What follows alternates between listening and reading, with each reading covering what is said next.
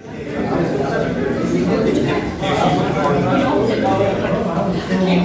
what's needed. I'll get it to you.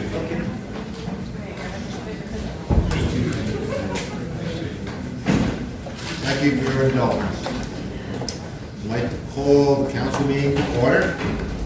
Ms. Wyman, would you please do your thing? Yes, sir.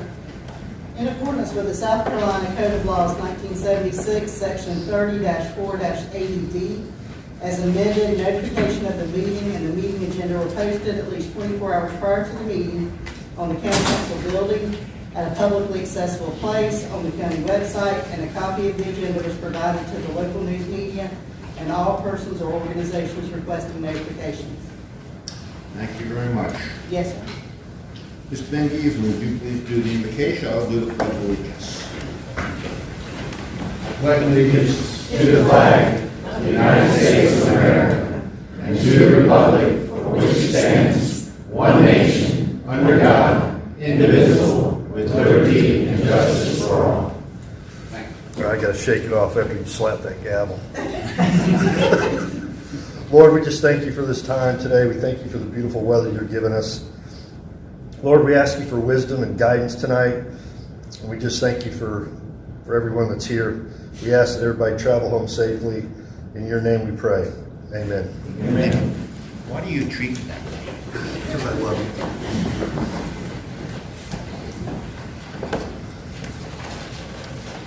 you. I'd like to have an approval of the consent agenda, which includes approval of minutes for 6:23, 6:25, 6:30, and 7:02. Do I have a motion? I'll make a motion. Second? Second. All those in favor, raise your right hand and say aye. Aye. Approval of the regular agenda with the following changes. Remove item 8. Remove item 17 to December 15th. And add the treasurers to executive session, number 2. Do I have a motion? I'll make a motion to Second. approve the regular agenda Second. Second. With amendments. with the amendments. I was getting ready to say it, but Second. Second. All those in favor? Say aye. And raise your right hand. Aye.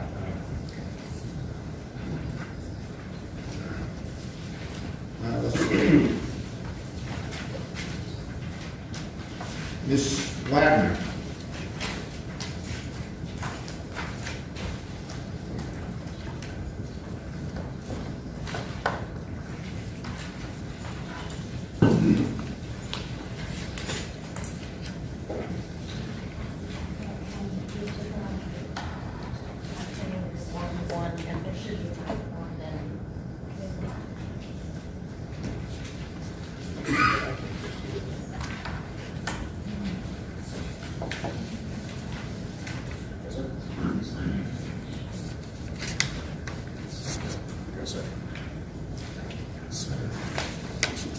sir.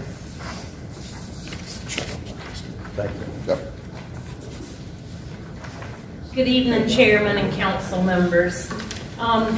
What Hunter just passed out is the cover ordinance to the zoning map amendment, and this is just because what I gave you has some different language, but it was all very minor. The interim county attorney just did a review, wanted to change some things.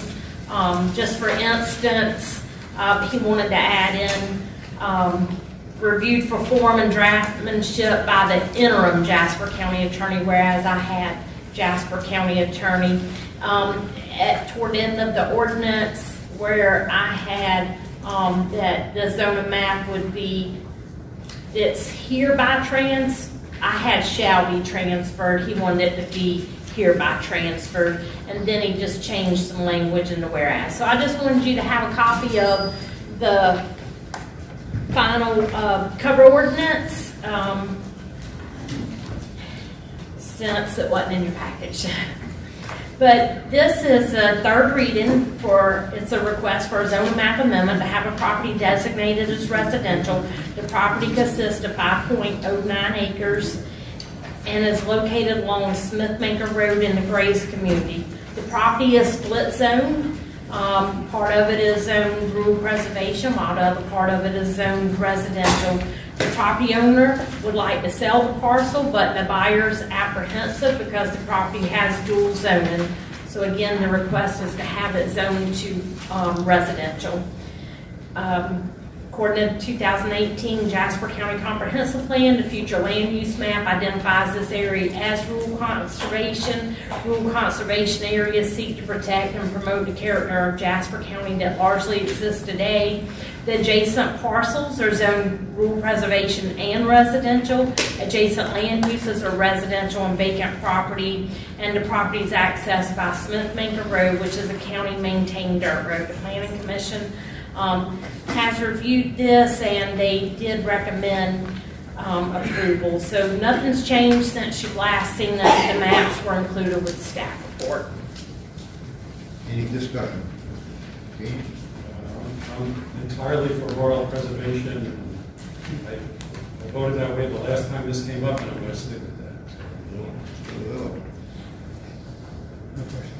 This is the one that's split right down the middle, right? 5 Yes. acres? Yes, sir. Okay. I'd like to have a motion to approve, disapprove, or amend. I'll make a motion to approve. Second. Second, Mr. Chairman. All those in favor, raise, any comment? Hearing no comment, all those in favor, raise their right hand and say aye. Aye. Passed. All those opposed? Thank you. All those opposed, there's no one opposed. You're opposed? Yes. Yes. Okay. We'll take it out of rural preservation.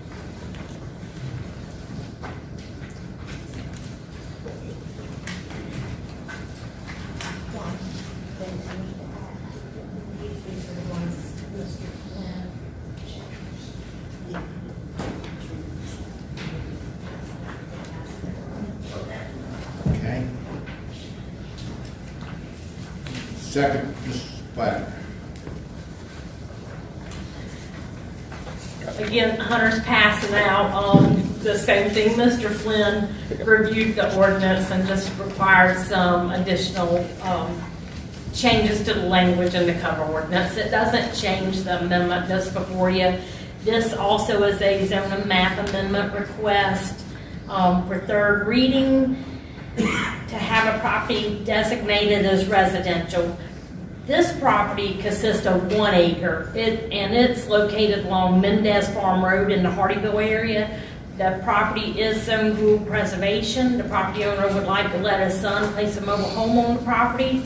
Both residential zoning district and the rural preservation zoning district allows a second mobile home as a conditional use for a family member, provided the minimum lot size for each structure can be met.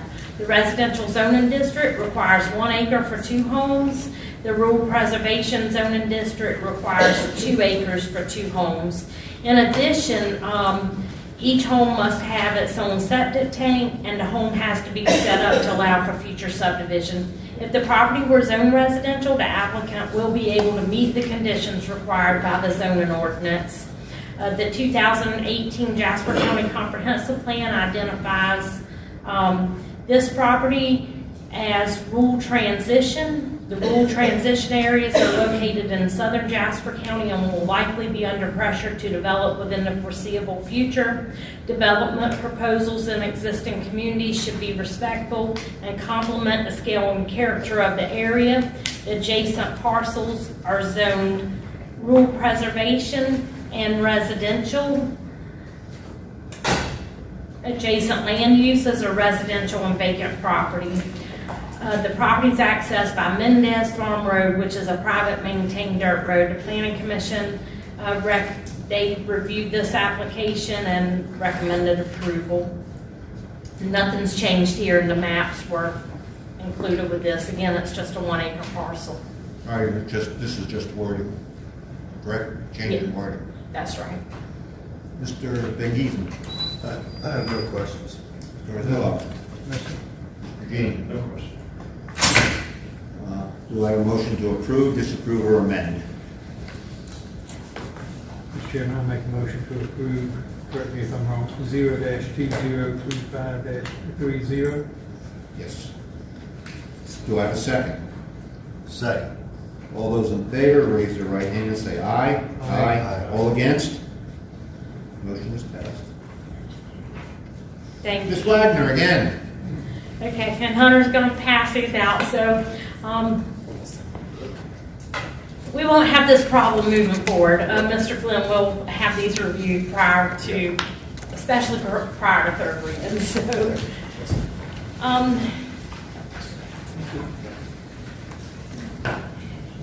This is a proposed zoning text amendment, it's a proposed land development regulations text amendment. Article 2.1.4, minor site plan. We're just proposing to include the word site improvements to the definition of a minor site plan. The development regulations are not applicable to single-family development. They only apply to commercial, multifamily, and subdivision developments. So, if approved, the minor site plan definition would read that any land development excluding single-family or duplex residential construction of one parcel for the purpose of expanding an existing conforming use or constructing a new structure to include site improvements for an approved use, including a small business, multiple occupancy building, commercial building, and other approved development as defined by this ordinance. Again, this is third reading. There's been no changes to this since you last seen it. Mr. Genie. No comment. Mr. Orzillo. No comment. Mr. Van Giesen. I don't have any comment. Hearing none, I'd like to have a motion to approve, disapprove, or amend. I'd like to make a motion to approve. Do I have a second? Second. Any comment? Hearing none, all those in favor raise their right hand and say aye. Aye. All against? Hearing none, motion is passed. Thank you very much. Thank you. We're down to presentation. Ms. Raul Cazone.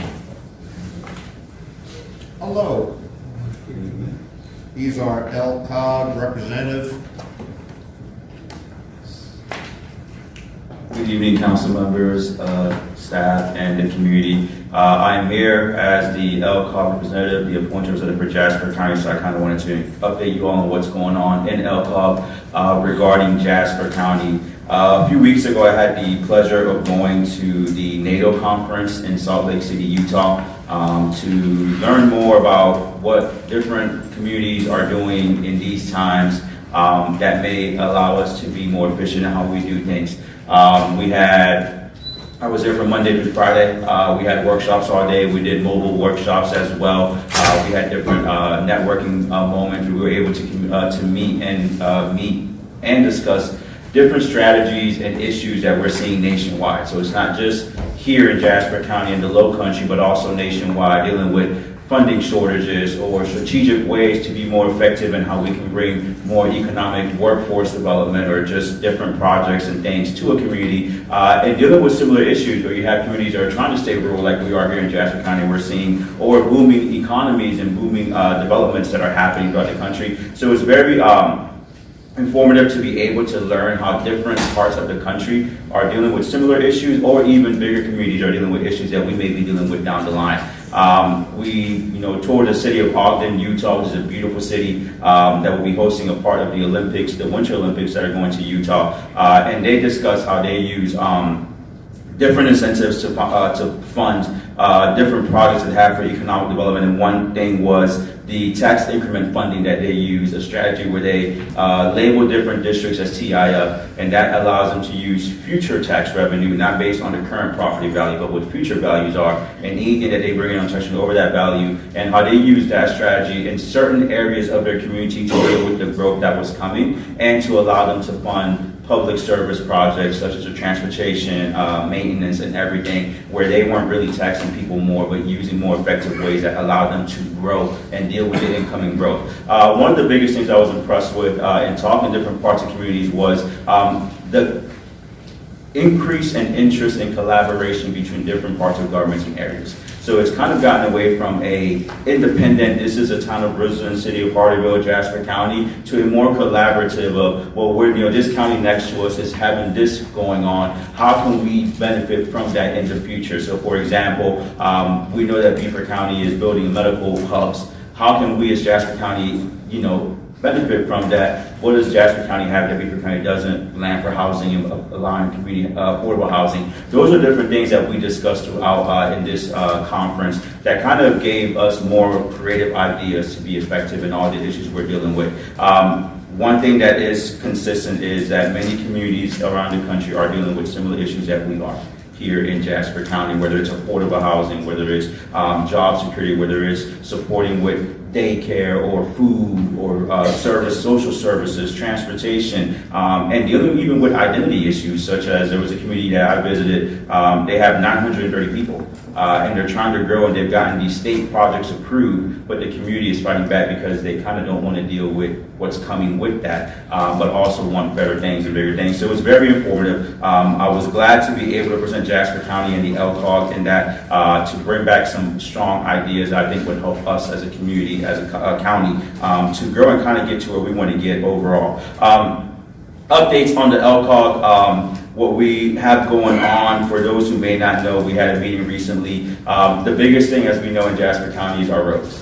Right, that's one of the big topics in Jasper County is our roads, whether you like them, love them, or don't like them. What's going on with the roads? So I will say that on the last report that we received from the South Carolina Department of Transportation, currently in line for projects in Jasper County, there are $1,172,219,300 in funds that are being used to work on projects here in Jasper County on our roads. That's 129 miles that are being worked on. A big part of that is the I-95 winding project, but if you go to the Low Country COG website, or if you go to the SC.dot website, they do have an itemized list of different projects of different parts of the county that is being worked on and how this money is being used. So there is over $1 billion allocated for Jasper County projects. We have one of the biggest money funds or projects happening with SC.dot in the LCOG, which is Hampton, Colleton, Beaufort, and Jasper. And so if you want to know more information, go to SC.dot website. They do a good job keeping a list of all the projects. It is a lot of projects. As of October 1st, the county has a 4.6 unemployment rate going on. We do have the second highest average hourly wage of $26.03. We're behind Beaufort County. They're a little over $27 in terms of the 4 counties that the LCOG represents. So we are doing progress on that. There are many projects coming along with affordable housing to help our community. Our aging agency as well has done over $5 million in projects and funding that they've received to assist not just the aging community here in Jasper County, but throughout the 4 municipalities that it represents. So if you have not, please stay up to date with what the Low Country Council of Government is doing. You can visit their website at lowcountrycog.org and you can stay up to date with what's going on. I will say, as a little public announcement, there is currently the SC Department of Commerce is taking feedback for the 2026 to 2030 consolidated plan for HUD funding, which is Housing Urban Development. That benefits the rural communities greatly, and we know that there is still a large part of Jasper County that is rural and have communities that need as much support as possible. How much funding we get is dependent on what the feedback we get from the community. So if you have not done so, you're able to do so. Please go and give some feedback. That helps them shape how the funding will go for the next 4 years here to benefit Jasper County. I gave you a very quick synopsis of everything, but if you have any questions, the floor is open. Mr. Menefee. No questions, but thank you for what you're doing. I appreciate it. Thank you, sir. Mr. Gene. Yeah, just a couple of questions. I just had an occasion to speak with Sabrina Graham. I think she's your executive director. Yes, sir. And we're looking, I mean, in that $1 billion range. I hope we can take some of that billion and use it for some other sources. But I'm just curious, like there are people saying that grants are kind of like dying out, they're drying up, and what's the flavor of grants these days? Because everything I see that comes out of our budget, I don't want to pay for that. I want to see a grant pay for that. And so we just had the detention center asking for tasers and body cams. So, you know, there's a cost involved with that, and I wanted to see, instead of coming out of our budget, to see if we can get that as a grant. So what's the flavor of grants these days? Is it good, bad, or what's the story? We're still chewing on it. From what we're getting from the LCOG board and employees is that with the recent changes where there was a Dodge cuts that happened earlier this year, and now we're seeing some of that funding coming back in place, they're able to get more money and apply for more grants. There are grants that the LCOG has put in place specific to Jasper County that have been put on hold, that were on track to be approved, and then with the different federal government changes, they've been put on hold. There are some grants that unfortunately have been cut because there is no more funding in that specific area. One thing I will say about Ms. Graham and her staff is they do a phenomenal job in looking for grants and ways to ease the burden on taxpayers in each county. Now, they do have 4 counties to represent, so we can't be too greedy and too selfish. But our job as one of the 4 representatives for LCOG in Jasper County is to kind of lobby for, say, hey, we need some of this project here. How can we get some of the grants? And you know, if anybody wants, I can show you a list of the grants that they applied for, and then what the statuses are. Every time we meet, they give us an update on what the statuses are. So there are some that are being approved and being worked on that have been approved that were on hold a few months ago that now are being approved. There are some that are being denied, but one thing they do a good job of is finding alternate methods of funding to be able to make these projects go that sometimes we as a community are not aware that it is funded by grants, and LCOG does a good job of it. So that's less taxpayer burden on us as taxpayers to pay for out of your budget that you guys approve. And you know, hopefully we continue seeing that grow. But it is very dependent on how much funding the federal government and the state gives for certain grants and certain projects. Yeah, okay, I mean, I think Ms. Burgess, you were working with Graham on the tasers, and I think she wanted to get some detail. I don't know if she got in touch with you yet on that, but I think she wanted to I did speak to a representative from the LCOG about that. Yes. Okay, yeah, and if we can get, maybe if you could, is it possible to get a list of the grants that you might be entitled to already, that might be on your list that you were just talking about? Yes, sir, I can reach out to the call. Jasper County, I think there's a list that you mentioned that we can. Yes, sir, there is a list of grants that they put in place that we have for Jasper County. I can get that to you. Yeah, if you don't mind looking into that. Yes, sir. What Kelly asked for. Yeah. I asked them for a report one time, I got 5 of them. Yes, they are very thorough in their reports and they give us, so they do a good job of that. So it could take a while before you can get a grant. Is it 3 grants that you're allowed or something like that, or is there any limit on it, or? It varies on where you're getting the grant funding from. So they have different sections and different grants require different requirements, so it varies, and that's where the COG staff does a very good job figuring out, okay, can we qualify for this grant? Can we apply for it for this community? They do use a system that determines the importance of needs based on the 4 counties for different projects, and so then they determine which grants to apply for. And usually they don't mind being told no. The worst thing that happens, you apply for grants, they say no. But I think it's creative in their part to be able to figure out ways to apply for as many grants as possible for our community here in the LCOG. Okay, great, appreciate it. Thank you. Yes, sir. I thank you very much, I appreciate it. Next quarter, we'll be talking to you again. Yes, sir. Thank you. Y'all have a good night. Thank you. Thank you. Ms. Lynn Boyles, keep Jasper a beautiful report and strategic plan. Good evening, Another Chairman. workhorse, Excuse me? another workhorse. Did y'all get all my information?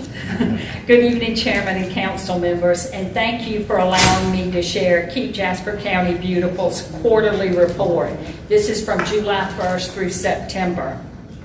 Keep Jasper County Beautiful operates under the umbrella of the Jasper Soil and Water Conservation District, and we are funded by the district and also Jasper County. And I can tell you this program has been in full force for 5 years, and if it wasn't for Jasper County, I'm not sure we would be as successful as we have been. My report is a little lengthy, so I'm going to cut it down for y'all and be a little brief. You can see that the partnerships that we have are very strong, and I work with the municipalities very closely. And when I say I work with Jasper County, I mean all the employees of Jasper County. Public Works, the Sheriff's Department, anything you can think of, I always call on them. I want to tell you about 2 partnerships I have developed that I'm very proud of, and one is with the 14th District Solicitor's Office and the Hardyville Municipal Court. And while we're on that subject, I want to confess to y'all, I didn't do this PowerPoint. I had to get Judge Nancy out of Hardyville to do it for me because I'm so tech illiterate. So I want to thank her for that, and she is so wonderful to our program. Probation and parole, all those, and I will get to those reports, but those are community service people that I have come in and work for us for litter. So I'm real proud of developing that partnership. This is something that is very important. This is only for 3 months, y'all, 3 months. Volunteers collected 10.2 tons of litter. Our litter crew, which Jasper County funds totally, and they go out probably about once a month, sometimes twice a month, and they average anywhere from 2 to 3 tons a month. And right now, through September, they've done 5.6 tons. And what they do is they pick up about 6 miles, but really, y'all, that's 12, because when you pick up both sides of the highway, and that's how Keep America Beautiful, Palmetto Pride, and Keep South Carolina Beautiful, which I'm an affiliate of, they determine that. So we've picked up about 15.8 at the end of September. Now that's going to be much greater for December when I give y'all another report. Our 411 volunteers that have participated for the quarter, they have done 1,027.5 hours. And let me tell y'all what that equates to in dollars. That's $38,000 that the county got for free, just for the quarter. Our litter index is a scale of 1 to 4. 1 is the best, 4 is the worst. When I came on board 5 years ago, we were at 3.8. We're at 2.2 right now. And I will tell you, last year we ended up at 2.1, which was phenomenal. We do workshops, community events. I have the Adopt a Highway program, which is really a South Carolina Department of Transportation program, but when I came on board, that's really how I started this organization. I got out and solicited for Adopt a Highway. We have 30 groups picking up, and the majority of them pick up probably once every 2 months. I do have groups that pick up monthly. And you'll see them with their vest and their green grabbers out, and they are very important to our organization. Now, one thing that's really, really phenomenal is our court-appointed community service. Just in the last 3 months, this was just for 3 months, we had 8 volunteers they had to do 75 hours each. That's 600 hours that we're getting for free. We've got free labor. Last year, I had 26 total for the year, and the average was at least 60 to 75 hours per person. Our litter fines, we've already issued about $3,400 worth of litter fines, and I will tell you a little secret about our litter fines. The Jasper Soil and Water Conservation is part of DNR, South Carolina Department of Natural Resources. So the game wardens are in my office, and we allow them to be in our office. They don't just automatically have that office space. So, you know, I'm in there every day, so when I need something done, I have to ask them to go out and do it for me. So I will say DNR does a lot of fines for us, which is great because they're out all the time. Hardyville and Regional Police, also the Sheriff's Department, they work with me very closely, and they are out there every day, but they are chasing so much crime now, which litter is a crime. But so I'm real fortunate to have DNR. Those guys are out there helping out. Just to let you know some of our recognitions, every year that we have been established, we've been in the President's Circle of Keep America Beautiful and Palmetto Pride. There's a lot of stipulations that go with that, and I'm very proud of that. I always attend Keep America Beautiful, their national convention. I have been the spokesperson for their rural presentations for the last 2 years, and they've asked me to join them in New Orleans this year, well, in 26, to give a presentation on our rural program because it has been so successful. We're in the top 5% in the state of South Carolina for our litter pickups. I am a boots on the ground. I focus to pick up litter. A lot of our organizations focus on events, and I do, I go out and do that, but my focus, or our focus, is to get out on the roads and pick up litter. And most of the counties or the municipalities have 5 or 10 employees in their litter departments. They don't touch us. I initiated a new Adopt a Campus program with Jasper County Schools this year, and we've done it all over the state, but Jasper County's never done it, and I had 3 schools to participate. And also, the South Carolina Department of Natural Resources, our region, received the Golden Trash Can Award, and we contributed to that to help them get that award, which was I was glad because they'd never gotten it. So that was really good. Also, we started a program in Jasper County called Adopt a Campus. And, I was having so many schools that I was going out to, and I didn't want to put the students on the road because, y'all, it's dangerous. I mean, I can tell you the roads in Hardyville and Ridgeland, some of them are just so dangerous for our volunteers. So I thought, what can I do with the school kids? Because they all wanted this program. So I came up with Adopt a Campus. So what they're doing, I believe we have 9 schools in Jasper County, public, private, and homeschool. And right now, out of 9, I have 6 that are signed up. They go out to the campuses, they pick up around the campus, and they may pick up like the road right by the campus because I don't want them to get out on the highway. And they have been thrilled. If y'all could go on my Facebook page, which is under Blue Heron Nature Center, Keep Jasper County Beautiful, you'll see that I post all the time. Unfortunately, Chairman Kemp gets a lot of the posts, so I'm sure that his Facebook page blows up with some of it, and I always try to share y'all too. But I post a lot. I post our volunteers, I post the events, and I post all of the schools because I think it's important for us to start at the schools. But to tell you the truth, the kids don't litter, it's the adults. It is the adults. We have a lot of litter coming from construction. And I'll tell you who is my best friend is our cell phones, because my phone blows up 24/7 with pictures of the trucks it's just flying out. So what I do is I call the company and let them know, and they swear their drivers aren't out there, so I send them the video.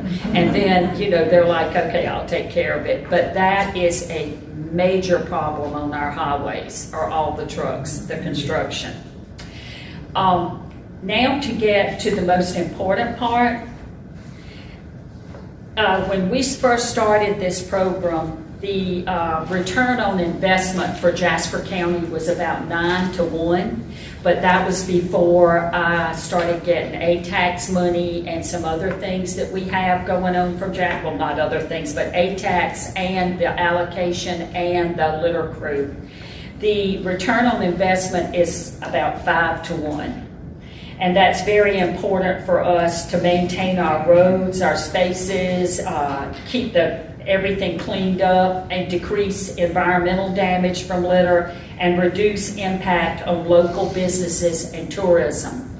The accommodation tax has definitely allowed the program to expand, to be able to market, and we have been able to put up billboards, digital billboards, and do a lot of digital marketing.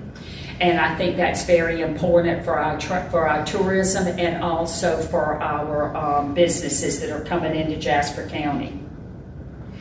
Keep Jasper County Beautiful is a part-time position. It is not full-time, and I can tell y'all this, I spend 80% of my time on litter. My phone is with me, it stays with me constantly, it is a passion I have. I am out there with law enforcement, and that's a big part of us being able to eliminate some of this litter. And I think with our county growing as quickly as it is, we have got to stay on top of it. And I appreciate everything that y'all do for us, and to keep all of our roads safe, the environment, and to welcome businesses and tourism into Jasper County. And one of the things on my strategic plan for the future is recycling. Right now, Jasper County's at a 21.2% recycling rate. The state is at a 23.9%. That, you know, we need to work on that. So I am going to try to see what I can do. When I go to the national convention too, I can get a lot of input from all the recycling people that are there from all over the nation. And also I work with Public Works with that. And what we're doing too is we're going out to the recycling centers and giving out tarps and giving out information about recycling and about tarping your trucks, and hopefully we can get some headway on that. So I appreciate everything y'all do for us. I appreciate our volunteers. I especially appreciate our law enforcement that helps me out so much. And I have any questions? Y'all have any questions for me? Mr. Bingy, no questions, but thank you for all your hard work. I don't know if I covered everything, but if you ever want to talk to me, I'll be glad. I do want to tell y'all this, one more thing. Last year, we had a cost avoidance just with volunteers of $153,000 free. Then our court-appointed community service people was $57,000, and we based that on a national, on a state. What am I trying to say? It's like a $37 an hour, because when you start thinking about how much you pay an employee plus insurance and all that stuff. So that's what that's based on, but that's just volunteers and court appointed. So that's pretty good, I think. That's really good. But we're gonna probably top that this year. So, no questions? Mr. Orzell. Thank you. I'm sorry. I just said thank you for all you do. Listen, Hardyville's been giving me a fit. I'm down there. But anyway, and please feel free, call me if you see something, or I need to be on the road or whatever, or I need to switch up the litter crew. Just call me and I'll be glad to do that. And also our Facebook, social media, I've got signs out in the community, I've got cameras out in the community, and of course our advertising, our digital billboards and all are out. Well, one of mine's coming up in January, so, but thank you so much. Thank you. I have a question for you. You gotta talk a little loud, because I'm getting hard of hearing. What did you say? I'm sorry. Yeah, so this is near and dear to my heart. I like this kind of work. I did it when I lived up in New York. I used to get Boy Scouts and Girl Scouts and all those groups. We lived in residential areas, which wasn't as dangerous, and the parents would go with them. But I never got a golden trash can award, so maybe I'll strive for that at some point. How about that? But anyway, thank you for saving the county a lot of money. And I always see the sign sometimes that says $1,000 fine for littering. I mean, that's good at maybe a deterrent. But has anybody ever gotten a $1,000 fine for littering? Yeah, and if y'all allow me, we had a DNR officer that was a female, and she was a bulldog, and she, in one year, she wrote herself over $10,000 of fines. And she did several that were $1,000 or more. Because see, the thing is too, it depends on the weight, and like illegal dumping can go up to almost $2,000. And believe me, we have a ton of illegal dumping in this county. But yeah, we have. But you know, it's hard to catch them on the highway. Yeah, there's a street, there's a road down, I think it's off John Smith, that there's an area that says there's a camera that's, it's under surveillance. You can tell contractors are like going down a dirt road to dump whatever they want to dump there, but I've had to talk with those contractors, but we've got a gentleman that picks up about 3 times a week there. He got the Volunteer of the Year award. I had a group, 4-star realtors. They were there this morning picking up. okay. Yeah. Oh, good, great work, thank you. And I do use Boy Scouts and other groups, sororities, everything. They volunteer, so that's a good thing. I think the chairman has a question for you. No, I don't have a question, I have an observation. I thank you very much. Always work with you, not now, but You I do. can't get in the ditches anymore. Listen, I've got a brochure that our pictures on it. We went ditches when we first started, Yeah, weren't we, started Chairman? ditches and all that, but I just learned one thing I like to bring it. If you see a bag of trash on the road, leave it sit there and call in. Yeah. Because the biggest thing is if you go into that trash, you destroy evidence. Let the professionals handle it. Absolutely. No, I mean, I went down to a place and I opened it up, the bag and all that. We had addresses all over the place. Couldn't use it. So I learned. So I want to impart that to everybody else. It's a learning curve. Yes, it Thank is. you so much. Thank you very much. Thank you.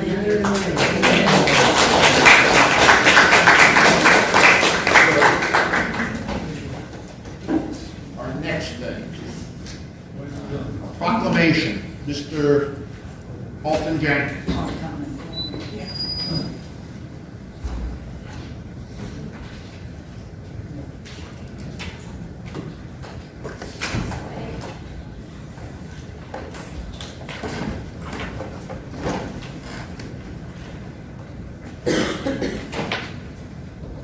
Before I start this, I have to praise Alton.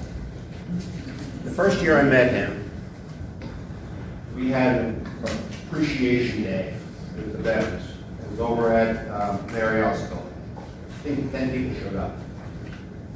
And they had a meeting, they fed them with something, nothing happened. Last year, we had the same appreciation meeting down at Sergeant Jasper Park. It was more than I've ever seen before in that park. They had 200 people, and I think he was surprised. I think everybody was surprised.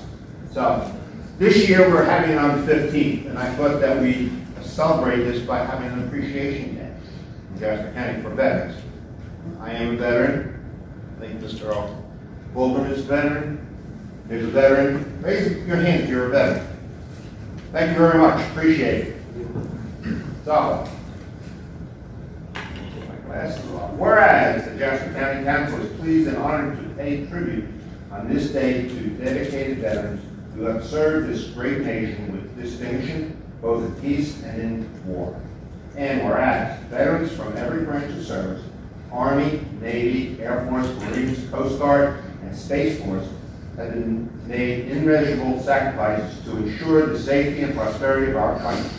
And whereas, in recognition of the extraordinary service and dedication made by our veterans, we are to take this moment to honor the brave men and women who have selflessly serviced in the armed forces.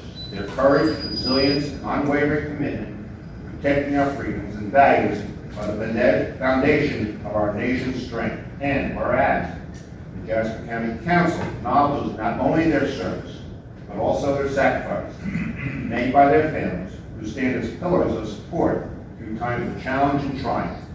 And whereas Jasper County is committed to honoring and supporting our veterans, recognizing their invaluable role in shaping our nation's history and future. And whereas the County Council encourages all residents, business owners to join in recognizing and celebrating the service and sacrifices of our veterans. And whereas the brave men and women of the United States Armed Forces have selfishly serviced our nation, defending freedom, democracy, and the values we hold dear. And now, therefore, it be resolved and proclaimed that the Jasper County Council does hereby proclaim November 15, 2025 as Veterans Appreciation Day in Jasper County. South Carolina. Let it be known on this third day of November 2025 that this proclamation has been adopted by the Jasper County Council duly assembled. Thank you very much, all.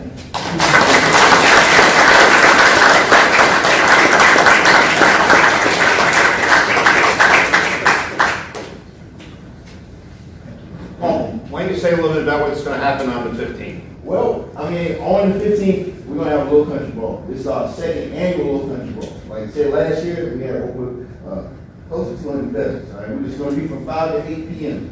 All right, we're gonna have live music. It's gonna be over 15 bushels of crab, over 100 pounds of shrimp. It's all free veterans independent. So if you are a dependent, you are a veteran, you are free to this Little Country Ball. All right, so going forward, we're gonna continue to do this every year. It might be better. We might change it to something else. Might not be a Little Country Ball the next time. Oh, no, that sounds good. It sounds good. So I do appreciate everyone. I appreciate Chairman Kim for this opportunity to recognize our veterans. Being in the Veteran Affairs Department, being a veteran myself is very important. And it's important to my community, and it's important to my family, it's important to our environment. So I really care about this opportunity, and I care about supporting our veterans. I want to tell you, Alton, since I met him, has done a superb job. He now is in Beaufort, because Beaufort wants. He goes to Hampton, because he wants. Wherever there's a veteran, Savannah, right? All over. So if anybody's a veteran, needs help, he'll be able to help you. Thank you very much.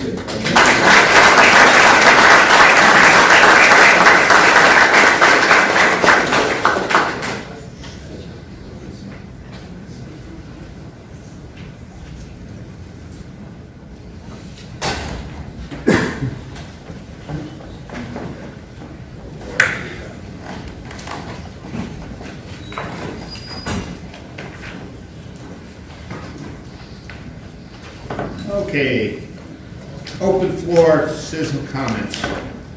Protocols for public comment. 30 minutes are allocated for public comment, and each speaker is allotted 3 minutes. Speakers may not donate, transfer, yield, or give any of their speaking times to another person. Speakers may sign in on an agenda list maintained by the clerk of council prior to each meeting and include their name, address, include the subject and purpose for which they seek to address council. All public comments shall be directed to the county council as a whole and not to any member thereof. Speakers shall confine their comments under the jurisdiction of the county and shall not use public comment period to promote or advertise awards, businesses, services, or candidates for public office. Council does not take action based on public comment at the meeting, as the council does not take action on items not on the agenda. The chairman may direct the speaker to contact the administrator to give or receive additional information. All speakers shall be mindful and respectful of those participating in or present at the meeting. Speakers are to be civil in their language and shall refrain from comment or behavior that includes name-calling, personal attacks, threats, obscene language, and or destructive actions. First person up, Reginald White. Mr. White. Please state your name and... Good afternoon. My name is Reginald White. I live in the Cherry Hill community, which is off of 462. My concerns are that of the traffic of 462. As you may well see, many of that traffic detours, that's a nickname of my neighborhood, is Detour Road, where sometimes, several times a week, there are accidents on 462, and that traffic is detoured through Cherry Hill. As a result of that, it brings a raise of concern of safety in the community for the traffic because they're trying to make up time, and what they do is they speed through the neighborhood. So maybe some law enforcement might be a suggestion when those times come. I know you're probably busy about addressing the accident, but there's a potential of someone getting hurt or harmed with that traffic coming through. And with that, it brings on the concerns about the potential growth that's coming to the area. 462 cannot sustain what it has now, and when you bring that to the current infrastructure of the roads, you're bringing that through our community. It normally takes me 11 minutes to get from my house to the town of Richmond. I find myself spending 11 minutes at a stop sign waiting to turn off of Cherry Hill Road onto 462 to get to town of Richmond. The growth and development area, I am a family member to heirs property in the Cherry Hill community. We do pay extensive taxes. We have been great stewards of the land, making sure that we are in harmony with our community. So with the traffic that's coming through 462 and that's detouring through my neighborhood, it is a concern, and I don't want to see somebody get hurt as a result of that.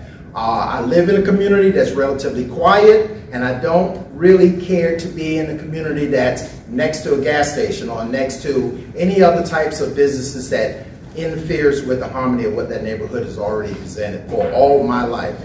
I've been here living in Cherry Hill all my life. I don't think I want to go anywhere else because it is the best place to live.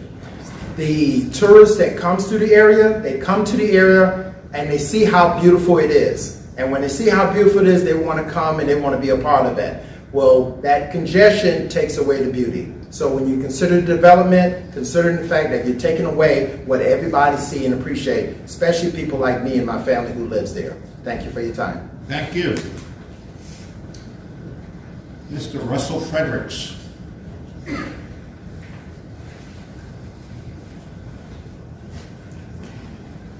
Good evening, Council. Thank you for the time this evening. Just want to keep my comments brief regarding the U-Haul Planning District and the pending ordinance. I live in the Bowling Hall neighborhood, and as many have spoken about, we have numerous concerns about keeping the area rural, and I think many of the results that were received during the survey period for the U-Haul Planning District indicate that. I know there was a great pause with RP10, and I had emailed council over the last few days with some suggestions, of which was coming up with a prohibited list of uses for the area, keeping it very simplistic. Currently, as Mr. Arzilla pointed out, the ordinances in place currently are a book, and there are a lot. So perhaps, again, approaching this in a different manner, prohibited uses such as no commercial retail, no large-scale commercial, no PDDs, no RV parks, on and on. I'm glad to share this list that we have come up with staff, with Lisa and Andy in the coming days. I would challenge, again, the staff and consultant in trying to get this done in an expeditious manner over the next few days and weeks. I think, again, we could all agree that this area is very special, that it needs to be protected. We could all agree that there's no infrastructure in place. We could all agree that this large amount of this area is in the flood zone, fragile soils, and that this area is a beautiful stretch of Jasper County and coastline that's very unique, hence the protection. I also agree that 1 house per acre is way too much in many of this area. I also would agree that shrinking down the map of the U-Haul Planning District is necessary. And we don't need Argent Boulevard 2.0. So hence additional traffic studies, environmental studies, physical studies that would go along with any development is important.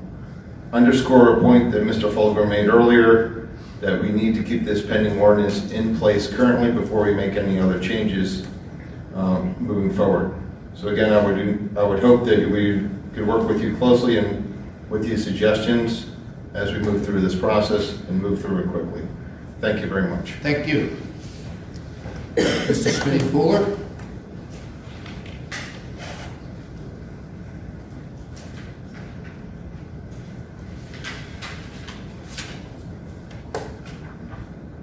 Mr. Chairman, council members, my name is Smitty Cooler. I've lived in the Ticton Hall UI district area for some 36 years, where I raised my 2 sons. It is my home. In May of 2023, the council formally instructed staff to craft a plan of action to create a protective overlay for the area designated as U-Haul planning area. Further, to create the best tools and resources for evaluating development proposals and zoning changes, and to establish a moratorium period to pump the brakes on development applications while a study was conducted. And I want to remind you all of that because I think that's been forgotten, where this started. I hear that a lot. A lot of people don't understand how this started, why it started. Okay, I'm going to remind you carefully and you'll consider, because we're going to come back again and again until something is done about this, okay? We're not going to go away. A lot of folks out there, stand with me, stand with us. Since then, countless hours of significant money was spent developing a plan for this area. This included several stakeholder meetings, public workshops, and surveys. Through a tremendous amount of public input, your constituents overwhelmingly indicated they wanted this particular area to maintain its rural character.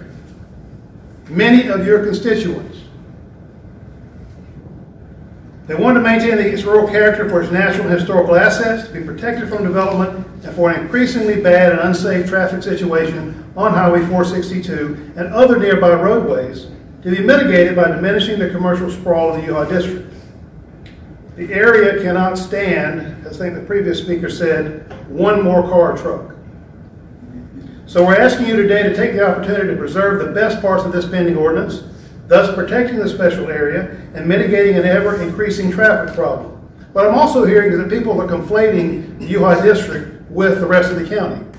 You're already sitting on 24 pages of zoning that has nothing to do with the changes in this ordinance. That's important that be learned and studied. You're sitting on that mound of, that's where your property rights are developed and protected and so forth. That's through zoning. You should consider the following alternatives. It's really simpler than it sounds. Restore the UHA district back to its original smaller boundaries that was put forth by the Broad River Task Force originally, with a common theme and contained most of the valuable assets, natural, historical, and cultural, in Jasper County. That's why it was chosen. That's why it was outlined that way. It was not arbitrary. Remove RP10 zoning from the pending ordinance. I said this a year ago at a public hearing.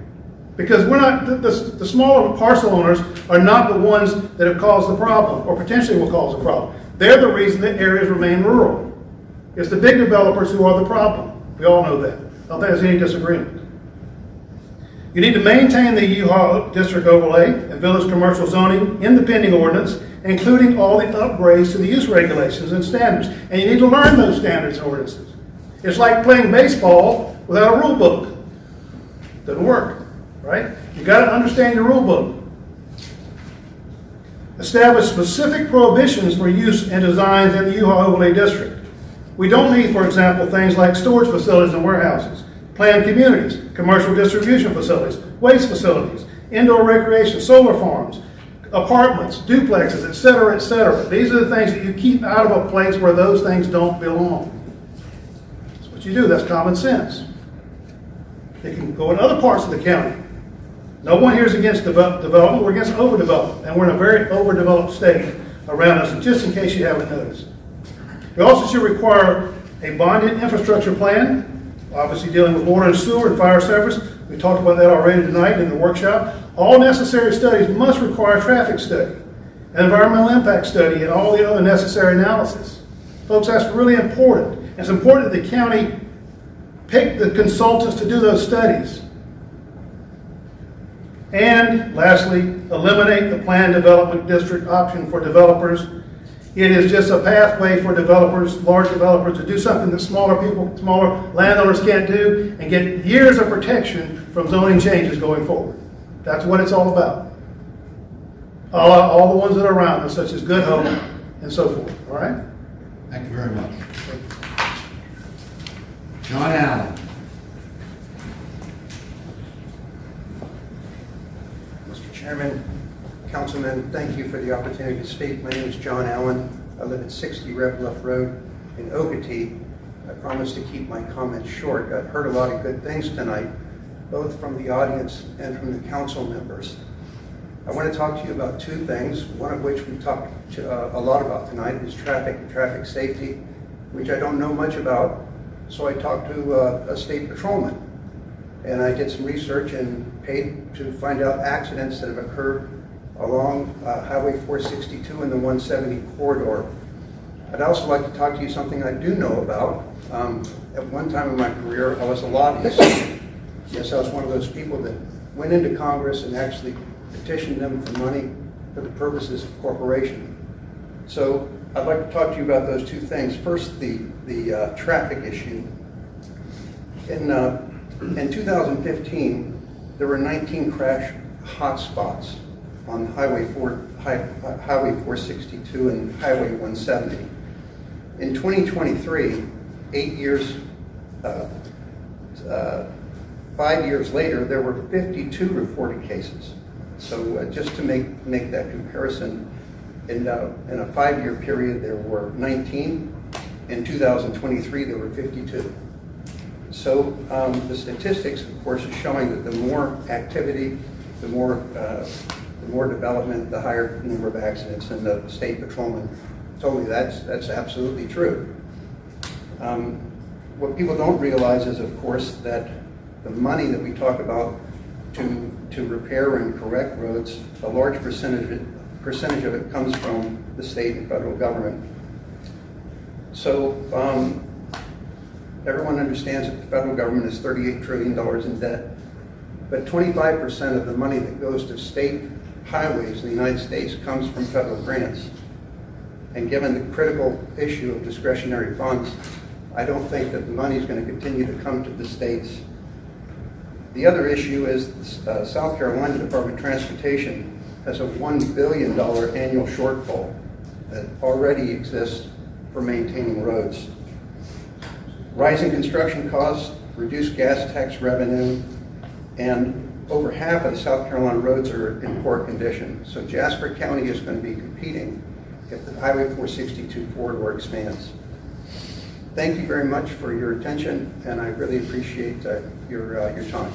I thank you very much. Thank you. Kit Louder.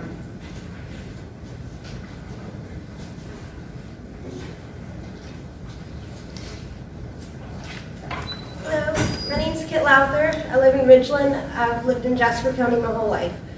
I came here tonight to bring attention to the fact that Highway 462 is the one and only stretch of highway providing the only saltwater access in all of Jasper County.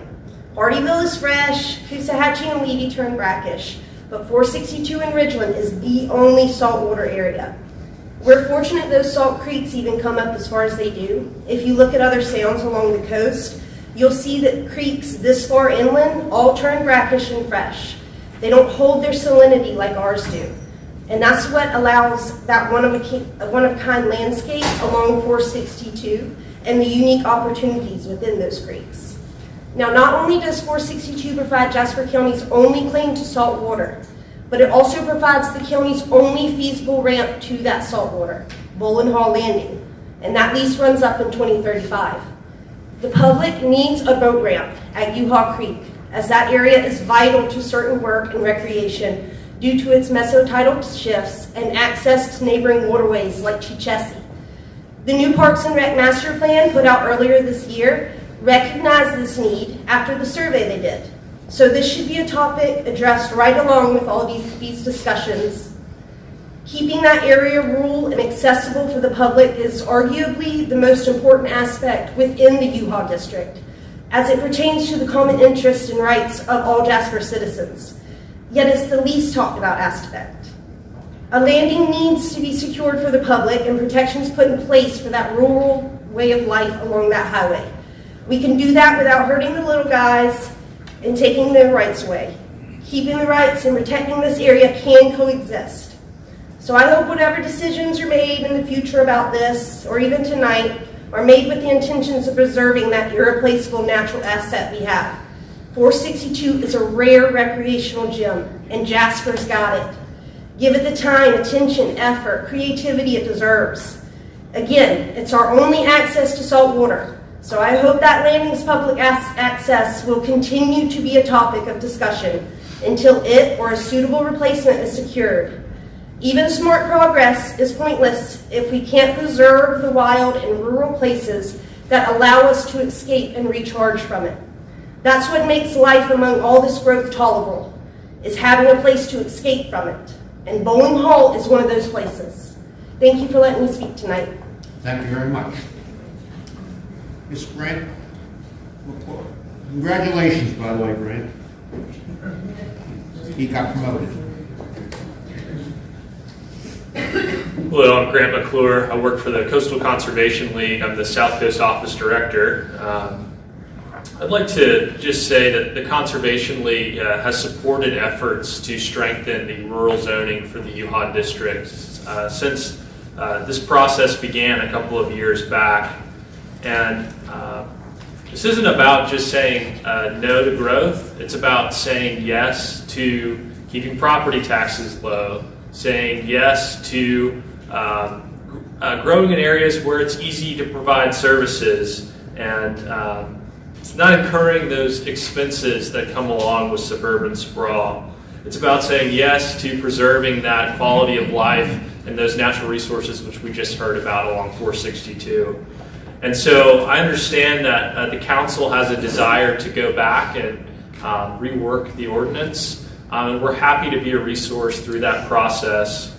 As you work through the ordinance, I just encourage you to remember that purpose and intent, and have that be your North Star guiding you as you're crafting that language. And one of the things that really resonated with me, it's a quote that actually David Bishop with the Nature Conservancy, he shared with me after Chelsea first sold to developers. They had made a run at it, and unfortunately were unsuccessful in acquiring the property. And he said, hope is not a strategy. And so we can't just hope that this area isn't going to develop. Jasper County is one of the fastest growing in the entire nation. And so just because the infrastructure isn't there does not mean that the growth is not going to want to go there. We're fighting development right now, right next to the Cape Romay National Wildlife Refuge up the coast, where they want to put in over 400 septic tanks. And there's no reason to believe that something like that couldn't happen in Jasper County, where you've got some of these tracts on 462 that are over 1,000 acres and zoned 1 unit per acre. And so that's something to consider. If this is really the area that we want to prioritize for conservation, please do keep that in mind. And I also want to just remind you all about some of the great successes that we've had in the conservation space. I mentioned Chelsea earlier. We've had Gregory Neck. Actually, just last week it was announced 62,000 acres protected along the PD at Santee River and Black River in South Carolina, spanning multiple counties. And Governor McMaster has made it a priority to protect 10 million acres in our state before the end of his term. So there is funding out there for this, and strong rural zoning will beget more land protection. And so I'm hopeful that we can salvage this ordinance and come up with some solutions. I appreciate your time. Thank you very much, Grant. And that is the end of public comment. Resolutions. Sheriff Malfris and Cody Burks.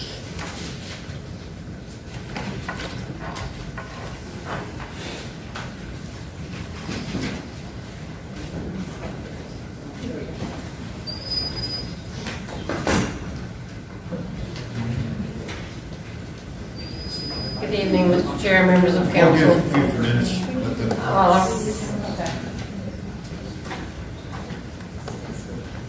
Sheriff's stuck in traffic. I'm sure they get up to leave because Ms. Burgess is going to speak, because I know they want to hear me speak.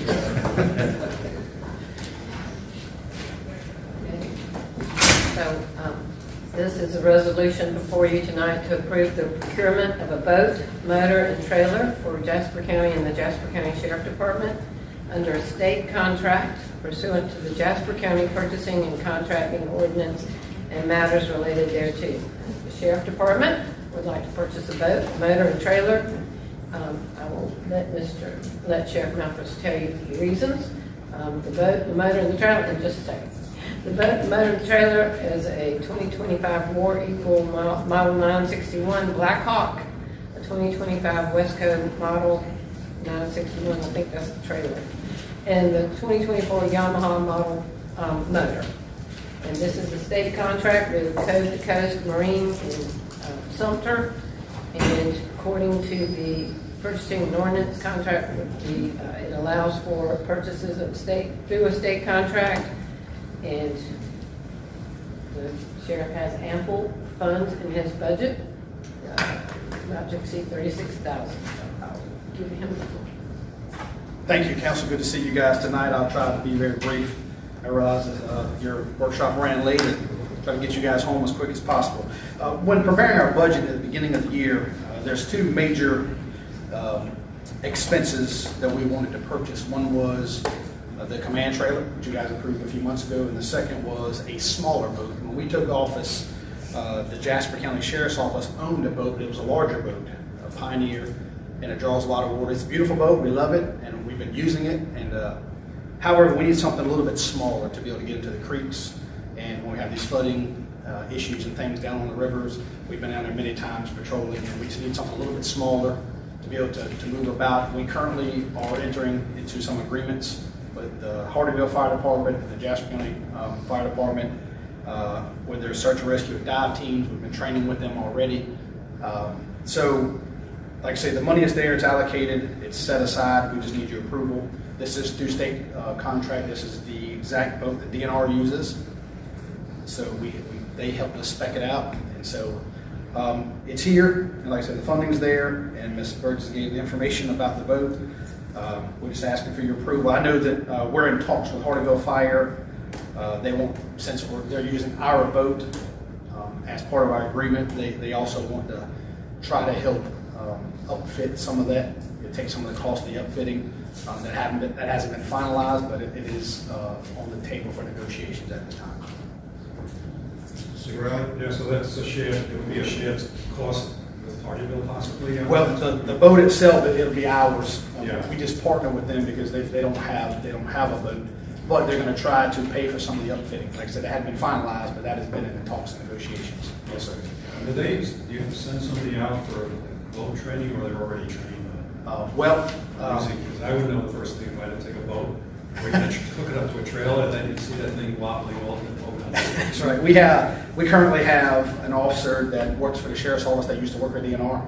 So he's trained, and I have several hundred hours behind the wheel of a boat. I grew up, my family owns a big seafood company, so I grew up working in the shrimp boats and all the things. So I myself are there present a lot of times to help, but we're also in the process of training some of their guys, and our requirement will be that whoever runs the boat has to go through some kind of training in order to be able to operate the boat accordingly. Mr. Orzillo.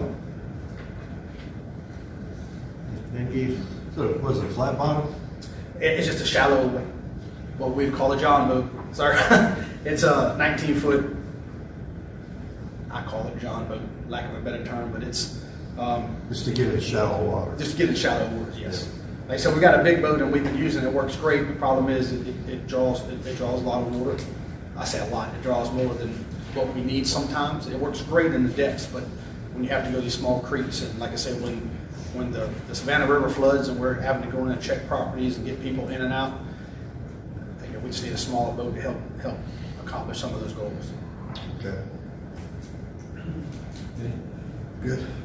Well, I have nothing to say. I'd like to have a motion to approve, disapprove, or amend. I'll make a motion to approve. Do I have a second? I'll second, Mr. Chairman. All those in favor, raise their right hand and say aye. Aye. All against? It's not fair. Thank you guys so much. Have a good evening.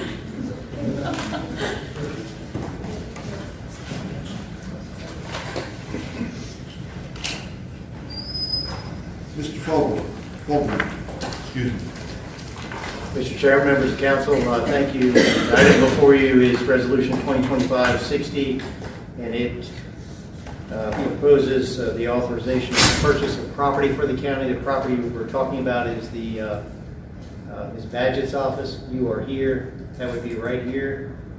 It includes the office building and a small parcel behind it, two different tax map numbers, 1.13 acre, 1.30 acres. The dollar amount for the purchase is $538,000. That was derived by an appraisal and an agreement with the property owner. Ms. Badgett has agreed to that. The resolution authorizes the purchase and sale agreement, which is behind it. We spoke with the council at your workshop on Thursday, the 30th, about using the Series 2025 bonds to purchase this property. We proposed a $112 number as upfit for the property, so the total project budget would be $650,000. We are proposing an inspection period, if you are inclined to approve this evening, that will conclude at the end of November and a closing on or before December 15th. Respectfully requesting your consideration of adopting the resolution which authorizes the completion of the due diligence efforts. It authorizes me to execute and deliver all docs necessary to effect the sale. Happy to answer any questions, but that's the ultimate request. Yeah, so the price I have is $538,000, but it went up because of those other costs. I thought I saw $538,000. Yeah, the 538 is the combined appraisal of the lot and the office building, and the $112,000 that we shared with you at your workshop was proposed by Mr. Wanakee for the upfits, potential upfits to the building. Yeah, it did say that. And then how did that cost get determined? Did you do comps, or how did you get to the cost? Yes, sir. I can share the appraisal with you. It is the appraisal was done by Mr. Randy Waite, who is someone that the county often uses. We actually had two appraisals done. Ms. Badgett used Mr. Waite to do the appraisal. We used an appraiser that I had never used before, and there was a discrepancy, a large discrepancy between the two. Mr. Owen out of Beaufort is the one that did it on behalf of the county. It was 183. But regardless, we always bring to you property purchases and an appraisal amount to justify the purchase using county tax dollars. And that, in fact, was Ms. Badgett's asking price, no less than the appraised amount that she had. Mr. Orzillo. All those things you just talked about could raise some eyebrows, but what's real important to me is that we grow our complex. We can't purchase land that's not available to us, and that's why I'm in agreement with this. Indeed. Which structure is it now, though? It's a small blue structured office building. If you're here, Mr. Van Giesen, currently, there's the courthouse. You're in this building here. Right. This is the Perry House where currently the Chamber of Commerce is. Right. It's a small home right there next to the parking lot. Okay. That's what I thought, but I just wanted to make sure. I said home, I meant office, sorry. We were actually talking about this when I left during the workshop. Oh, okay, I'm sorry. So I just wanted to confirm that. Thank you. I have nothing. We talked about it at our workshop, and go from there. Do I have a motion to approve, disapprove, or amend? I make a motion to approve. I do have a second. I'll second, Mr. Chairman. All those in favor, say aye. Aye. Aye. All those against, say no. All those passed. Thank you. I'm up next.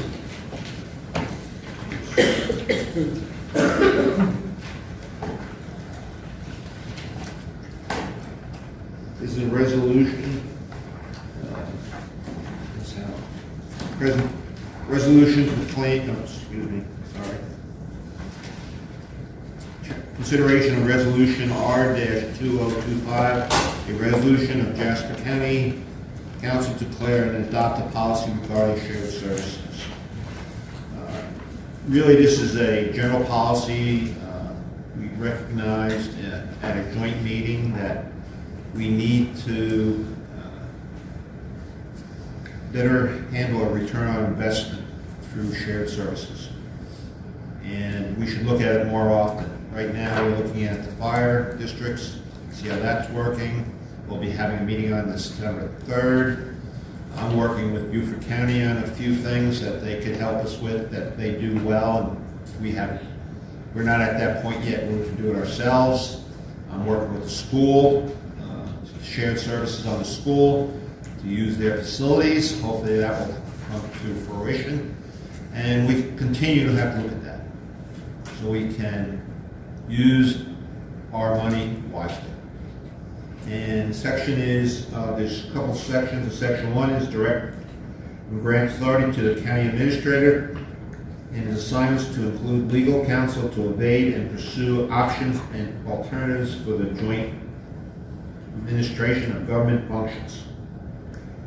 Second section is council's consideration, shared services policy establishing goals, procedures, and evaluation criteria for identifying, implementing shared services, which will probably be in December 3rd.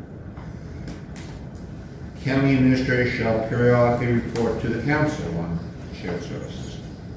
And that's about it. And I'd like to have any discussions. Yeah, the only thing I'm concerned about is that we had this meeting on July 10th. It's been 4 months. And I'm curious as to what, if anything, has been done. The discussion was to get a neutral person to moderate it, or some moderator, and then determine what type of consultant would be needed.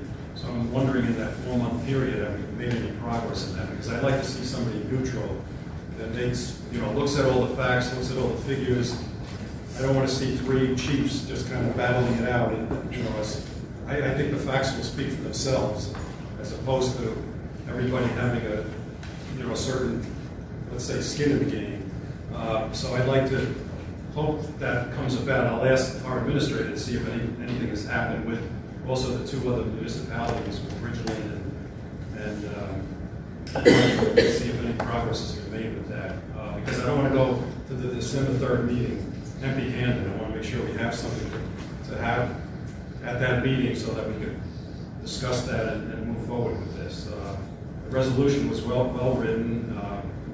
It's a great shared service, and I just want to see what the status is on any progress since July 10th. Mr. Chair, I'd be happy to respond to that. The staff members of all jurisdictions have met 4 times since then, at 4 separate workshops. And we've gotten through a lot of ground, I think. That is our opportunity to show you what we've accomplished on December the 3rd and to get consensus of the next steps. We specifically looked at fire and EMS services and put aside the finance associated with that, but looked at service area. In an ideal world, what would be the most efficient way to provide the services geographically? And that's what we're going to present to you, and we would suggest that the next step is, how do you finance that? Who pays for what? Do we pay less? Do we pay more? All those kinds of things, which is fluid conversation as you set your unincorporated fire millage this budget year. So that's the steps that we saw, was to report on fire and EMS, show you what we've done in looking at the municipal growth boundaries that they've established and our current service territory, how we serve it, and how we might serve it in the future, without regard to who's going to pay for what, because we didn't want that to be an impediment to getting the good ideas out about the actual geography and who serves what. So that's what you'll see, and then hopefully we'll also get to report out to you a little bit on the planning issues that we spoke of, you spoke of at your last meeting, about growth boundaries, and some of the ideas I have to work with our planning staff on the transitional properties within those growth boundaries so that we can have a process for when developments land that are in an unincorporated property within the municipality's growth boundaries, and also when developments approach that are on the edge of those growth boundaries. There could be 2 different distinct scenarios on how to deal with those, to include some policies with regard to annexation notices and how we process applications so that we're all understanding an application's been received and what our intent is to go forward, and we're not sort of guessing and allowing the developers to do jurisdiction shopping in those areas. Because Lawrence Lynn, I know he did a report on fire service areas. I mean, how would you think that would impact this discussion? I think that's something that's going to happen December 3rd. We're in new territory here, at least I think about sharing services and all that. So it's a work in progress. That's right. It really is, because we got, I hate the word silos, but we got silos. and we're trying to break down, at least I'm trying to break down silos. You know, never before did we meet every month, the municipalities and myself, and with our administrator and town managers. We're talking about this. This was one of the subjects that came up. We continually do that. I continually meet with the Beaufort County, meeting with the school now. These are all things that we have to do to survive. You know, there's a new word, return on investment. How much money do we spend doing it by ourselves, but how much money can we save and do better service by sharing the service? I mean, way back, what year, 2020, we were looking at having the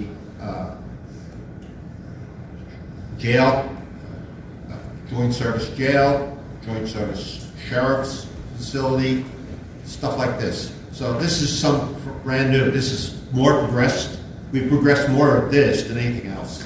Yes, sir. I would agree with you that it needs to be done in steps, and that's the first step to discuss that with you. Our progress to date, December the 3rd, and you know I enjoy this kind of stuff, so it's fun to work on it, but it is even better to be directed to do it. And so thank you very much. Mr. Orzillo. Exactly what Andy just said. I'm good, Mr. Chairman. Mr. Mangies. Does this add to your workload as an administrator, or does it take away? It does short term, long term, it could make things a lot easier for us. Wow. You're back. Yes. Are we in privilege? Or where we're doing the resolution on joint services. Okay. I gave to you a month ago. Okay, yes, I have looked at that, and basically that's all encompassing of where are we at with it? We're voting on it now, or we're passing? Okay, we're in discussion. Okay, so as far as that, I think shared services is a good thing. We need to make sure that it is a beneficial thing to not only the county, but some of the other agencies that we work with, because it can be cost savings, it can be operational efficiency. We just need to look beyond doing more than what we've done in the past, because shared services, if done correctly, can be a great tool throughout the county. So I'm for shared services. Again, we just need to make sure that we define what those are. We look into it to make sure that it's advantageous to whatever we're addressing at that particular moment. Mr. Chairman, can I add just one other thing? Yes. Also, studying something that doesn't work out is not a waste of time. I think it's something that we should do in a number of areas, and Mr. Kemp and I have a number of different areas that we can work on going forward. Do I have a motion to approve, disapprove, or amend? I'll make a motion to approve. Do I have a second? Second. I'm going to have a comment here myself. The reason I did this as a resolution is it's important. It's something we have never done before, at least in my lifetime here, we've never done before. And it's so important that we have to put it in writing, so future people can see what we want. And that's about it. So, all those in favor, raise your right hand, say aye. Aye. All against? Hearing none, motion is passed. Thank you. Mr. Waneke. First, we've got number 16. Yeah, Lisa Wagner. Lisa Wagner, I'm sorry, got crossed out. I crossed it out with 17. Sorry about that. Yes, that's okay.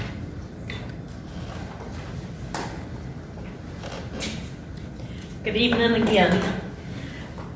The intent of this is first reading of a zoning text amendment, Article 12.1, off-street parking.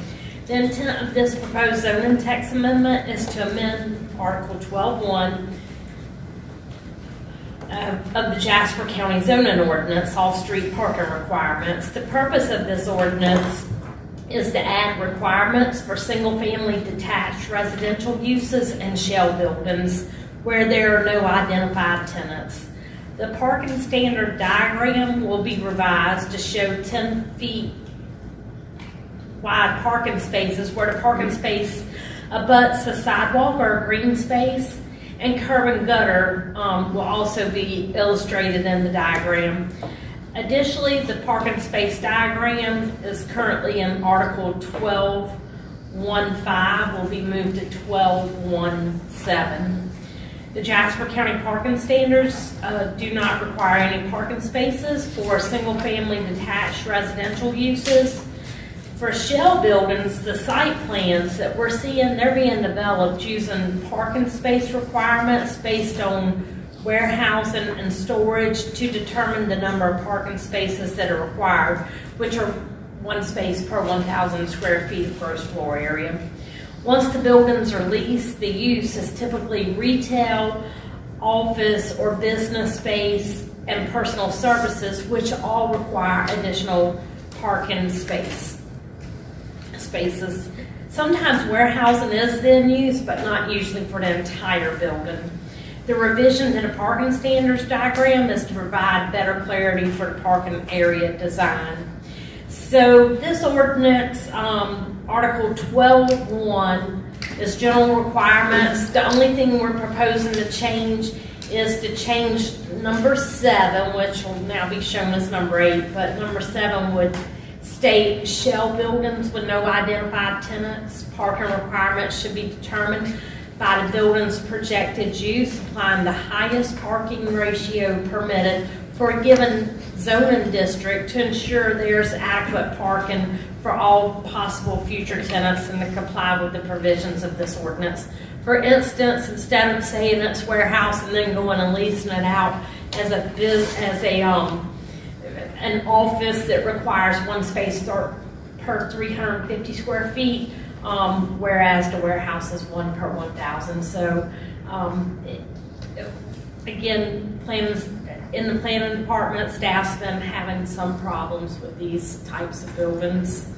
So we would make an amendment in table 12.1, minimum parking requirements, just to add shell buildings with no identified tenants would be required to have 1 space per 500 square feet.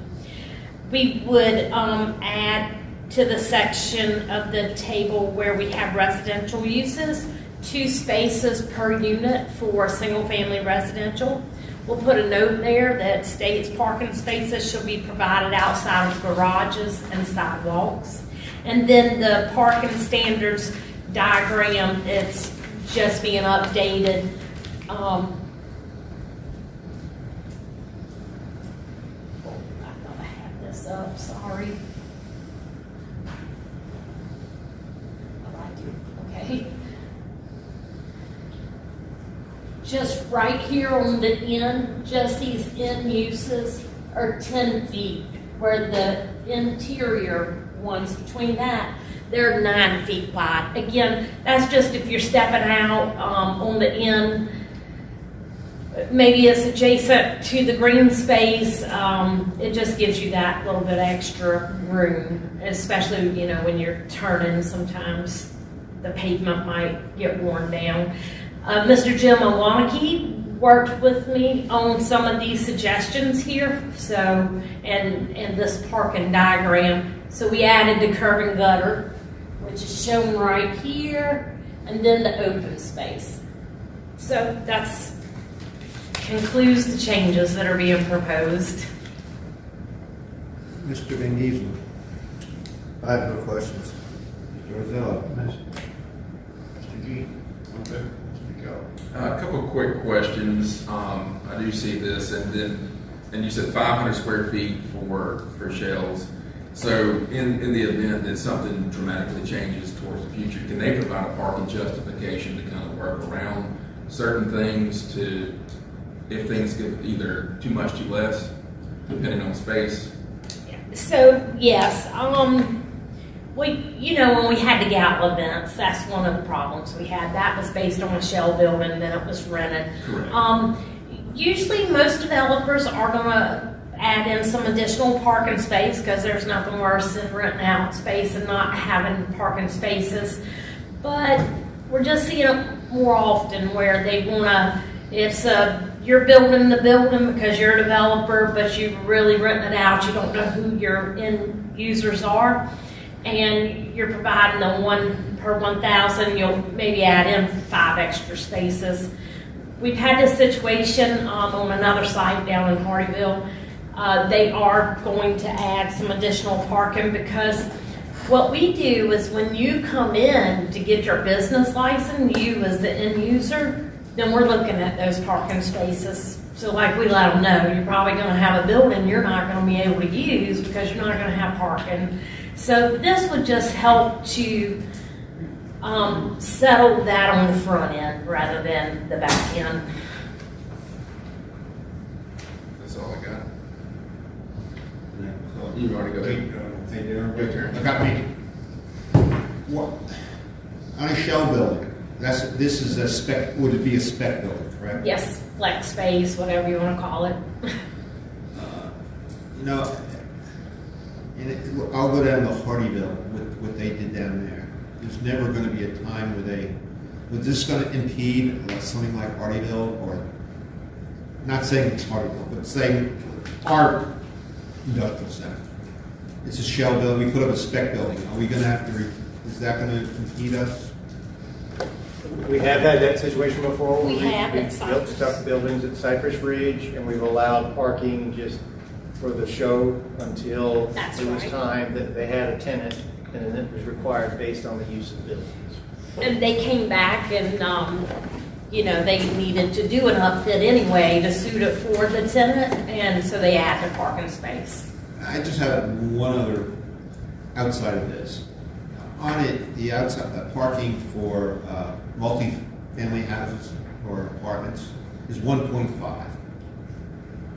Why? So why half of what other? Why wouldn't it be 2 per? Because the reason I'm saying that is I live in the apartments and I go over the apartments down off Orange Boulevard. There's always problems with parking. Always parking. I mean, and those are probably numbers that come from calculations from the APA and different things that kind of give you those as guidance. Yeah, it is the only residential use that's identified that doesn't require 2 spaces. I will say usually with the apartments we have found, we don't have a lot of apartments, but the ones we've had, they have provided some additional spaces. But if you think that is something that should be considered here, we could send it back to the Planning Commission and I'm just saying that you go back at one of those, some of the park back there, it's like you can't find a place to park. I just went back to investigate it one time to see what it's like. I couldn't find a parking spot myself. And that was during about 3 o'clock. So, don't know what happens when people go home from work. But anyway, I just wanted to ask that question. Anyway, hearing that, do I have a motion to approve, disapprove, or amend? Mr. Chairman, I'd like to make a motion for consideration of first reading. Do I have a second? Second. All those in favor, raise their right hand and say aye. Aye. Thank you. Anybody against? Hearing none, the motion is passed.